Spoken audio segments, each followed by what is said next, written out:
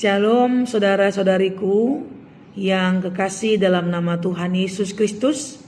Sebelum kita mendengarkan firman Tuhan pagi ini, marilah kita bersama-sama berdoa. Kita berdoa. Bapa kami yang di sorga, terima kasih atas berkat dan kasih-Mu kepada kami. Terima kasih telah menyertai kami sepanjang malam dan memberikan kami nafas kehidupan di pagi hari ini. Kami mau sambut hari ini terlebih dahulu dengan mendengarkan firman Tuhan. Maka kami memohon Tuhan, buka hati dan pikiran kami, agar firman Tuhan yang kami dengar dapat kami mengerti dan kami lakukan dalam hidup kami. Dalam nama anak-Mu Tuhan Yesus Kristus, kami berdoa dan mengucap syukur. Amin. Firman Tuhan pada pagi hari ini tertulis dalam kitab Yakobus pasal 1 ayat 22. Demikianlah firman Tuhan. Tetapi hendaklah kamu menjadi pelaku firman dan bukan hanya pendengar saja. Sebab jika tidak demikian, kamu menipu diri sendiri. Demikianlah firman Tuhan. Menjadi pelaku firman dan bukan hanya pendengar saja. Inilah nasihat Yakobus pada renungan kita pagi hari ini. Mendengar firman Tuhan itu bagus. Suka menyanyikan lagu-lagu puji-pujian yang mungkin di dalamnya mengandung firman Tuhan itu bagus. Suka menghafal firman Tuhan itu bagus. Suka ibadah, suka bernyanyi lagu-lagu rohani itu bagus dan sangat bagus. Tapi yang tidak baiknya adalah ketika saudara dan saya hanya mendengar. Ketika saudara dan saya hanya datang untuk mengerti, menghafal, menyanyikan firman Tuhan dengan sangat baik, tapi tidak melakukannya. Inilah suatu hal yang tidak baik itu. Firman Tuhan bukanlah hal yang hanya enak untuk didengar. Firman Tuhan bukan hanya hal yang enak untuk dihafal, saudaraku. Tapi firman Tuhan tujuan utamanya adalah untuk dilakukan dalam hidup kita. Jika kita hanya paham untuk mau mendengar, jika kita hanya memberikan hati pikiran untuk menghafal, untuk mendengar, hati-hati supaya tidak terjatuh ke dalam dosa. Ada banyak orang yang mau mendengar firman Tuhan bukan untuk dirinya, tapi untuk menilai hidup orang lain, tapi untuk melihat dosa orang lain, tapi untuk menghakimi hidup orang lain. Ini akibat ketika kita hanya mendengar, hanya menghafal, tapi tidak melakukannya. Renungan kita pagi hari ini mengingatkan kita semua bahwa firman itu harus kita lakukan. Firman Tuhan itu untuk diri kita, bukan untuk orang lain. Firman Tuhan itu untuk menilai diri kita, bukan untuk menilai hidup orang lain.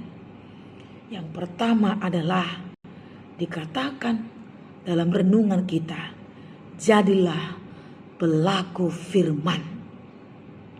Tuhan Yesus juga mengingatkan kita dalam Injil Matius, saudaraku.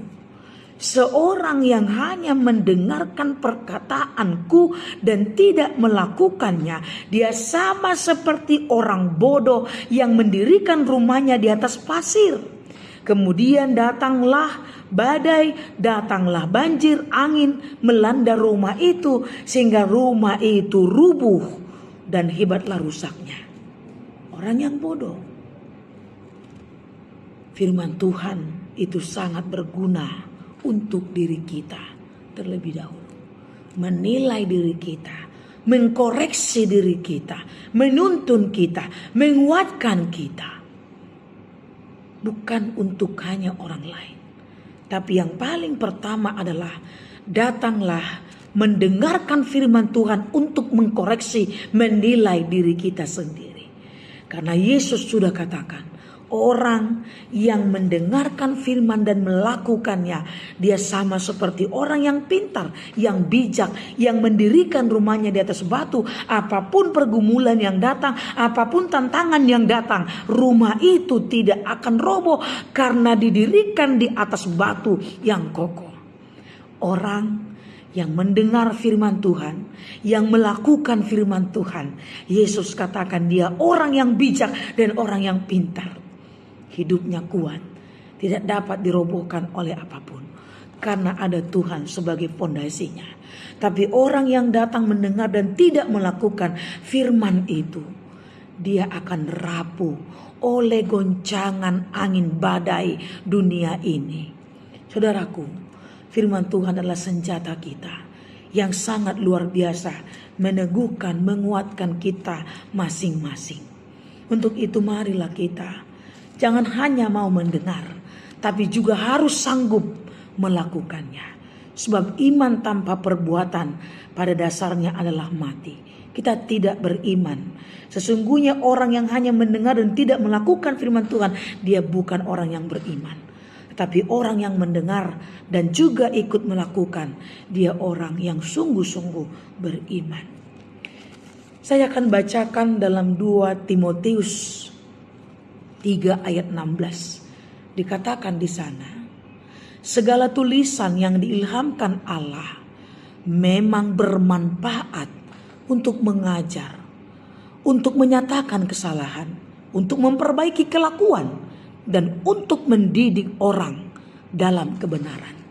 Inilah luar biasanya firman Tuhan itu.